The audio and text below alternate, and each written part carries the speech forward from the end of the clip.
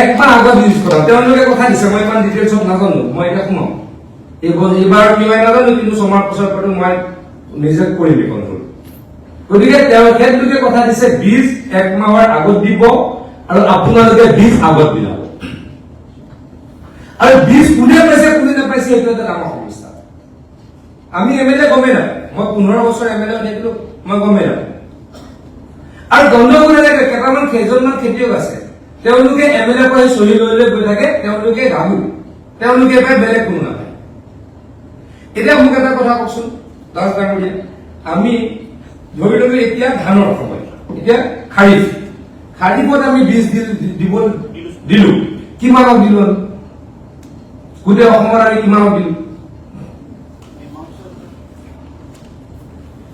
আলোক কম গৈছে তাৰিখৰ ধৰক 5000 কুইণ্টল মান হৈছে 5000 কুইণ্টল কিমান মানুহে পাব 5000 কুইণ্টল এটা লামচাম কৰিছো কিমান মানুহ 5000 কুইণ্টল ধানৰ বীজ বিলাব পাৰি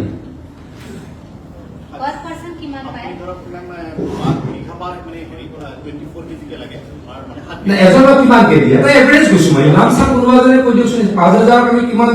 5000 কুইণ্টলৰ কিমান খেতিয়ক পাবি হা কিমান কে 20 কেজি তো হিসাব কৰকচোন কিমান দিলো হা 25000 দিলো 25000 ফাৰ্মাৰ দিলো 25000 ফাৰ্মাৰ পাইলে কিন্তু বহাব লাগিব এইটো 25000 কে আছে স্যাৰ টোটাল ফাৰ্মাৰ্স তো 25000 ফাৰ্মাৰ্সে পাইছে না নাই এটা ফিল্ডত গণ্ডগোল আছে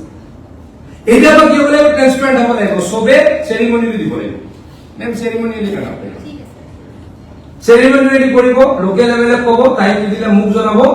লোকেল লেভেলে যদি থাকিব নথাকিলে আমি সেৰিমনি জি বীজ ডিস্ট্রিবিউট হ'ব from now it will be distributed ceremonially যিকোনো বীজ এতিয়া পৰা ডিস্ট্ৰিবিউট হ'ব সেৰিমনি তাত কোনো ধৰণৰ কম্প্ৰমাইজ কৰা নহয় কোবাত লাগিলে 50 জনৰ মিটিং কৰি কোবাত লাগিলে 200 জনৰ মিটিং কৰি হ'ব কিবা অসুবিধা আছে তাত হলে কৈ যাব মই ভুলি জ্ঞানী নহয় মই সৰ্বজান্তা নহয় আপোনালোকে মোক ক'ব পাৰে যে স্যাৰ এইটো কৰিছো that much of freedom you people have মই তেনেকে water resource department চলাইছো মই বুলডোজ নকৰো মোৰ ক্যাৰেক্টাৰ না বুলডোজ কৰা কাৰণ মইতো সব নাজানো কিন্তু মোৰ আইডিয়া যে সেৰিমনি দিলে মানুহে গম পাব ডিপাৰ্টমেন্টে কি কৰি আছে ডিপাৰ্টমেন্টে গম পাব আৰু এবাৰ পৰা যদি জুনে ঠিকাদাৰে বীজ দিব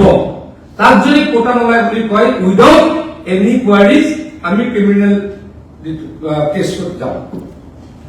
কোনো ধৰণৰ কম্প্ৰমাইজ নহয় কোনোবা যদি কোটা লোৱাৰ বদনাম এনেও সঁচাই বিচাৰা আহে তেওঁৰ এগেইনষ্টত একশন হ'ব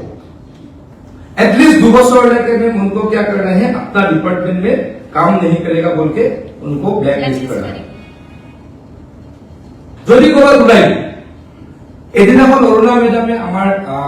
দাস ডাঙৰীয়া সকলোৱে মোক ক'লে এটা মেজৰ সমস্যা কৃষি আমাৰ বীজ ভাণ্ডাৰ মই তেখেতলোকক কৈছো বীজ ভাণ্ডাৰ সকলোলৈকে এটা অৰ্ডাৰ উলিয়াই দিয়ক তেখেতলোকৰ এগেইনষ্টত যদি এলিগেশ্যন আহে নিম্নমানৰ বীজ দিয়া বা কি দিয়া মানে কোটান দিয়া কিবা এটা যি জেনুইন বীজ নিদিয়ে তেওঁলোকৰ এগেইনষ্টত আমি লিখিম য'ত এলিগেশ্যন আহিব তেওঁলোকৰ ইমিডিয়েটলি লাইসেন্স কেনসেল হ'ব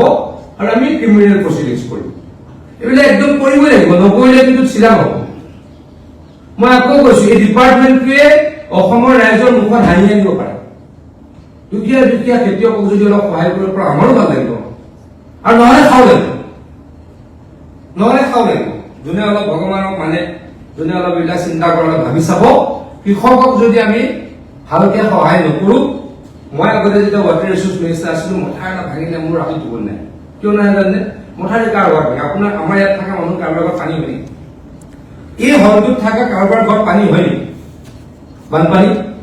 আৰু নহয় কাৰণ আমিতো চহৰলৈ গুচি গলো ভালকে থাকো কাৰণ সাধাৰণ মানুহখিনিৰ হয় গতিকে এনেকুৱা চিষ্টেম কৰিছো মথাৰি যাতে ভাঙিবই নোৱাৰে ভাঙিলেও যাতে 2 নম্বৰ দিনৰ পৰা কাম